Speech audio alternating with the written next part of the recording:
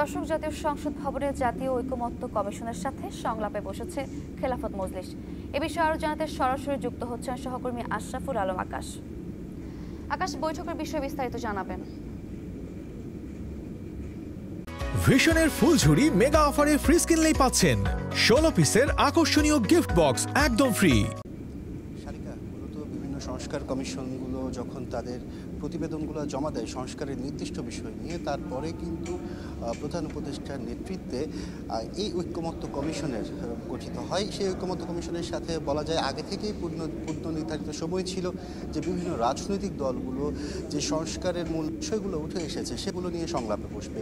তারই ধারাবাহিকতায় বলা যায় আজকে সকাল 9:30টায় খেলাফত মজলিসের সাথে যে বৈঠক শুরু হওয়ার কথা ছিল সেটি নির্দিষ্ট সময়ে শুরু হয়েছে। এখানে বিভিন্ন বিষয় নিয়ে আলোচনা হচ্ছে। মূলত যে 5টি সংস্কার কমিশন এখন পর্যন্ত যে সংস্কারের বিষয়গুলো জমা দিয়েছে তার মধ্যে 166টি সংস্কারের বিষয় উঠে এসেছে।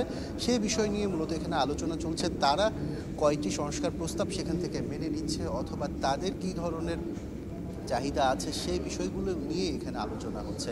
তারা ঢোকার আগে খেলাফত মজলিসের মহাসচিবের নেতৃত্বে মূলত 7 জনের একটি প্রতিনিধি দল আজকের এই বৈঠকে অংশগ্রহণ করেছে। তারা আমাদের যেটি জানিয়েছিল সেটি হচ্ছে তাদের কিছু প্রস্তাবনা আছে সেগুলো তুলে ধরতেই মূলত তারা যে ঐকমত্য কমিশন সেই ঐকমত্য কমিশনের কাছে আজকে এসেছে। যখন বৈঠকটি শেষ হবে 11:30টায়, এরপরে আসলে আমরা জানতে পারবো যে তারা তাদের কি কি দাবি উপস্থাপন করেছে, কয়টি সংস্কার প্রস্তাবনা আসলে তারা মেনে নিয়েছে।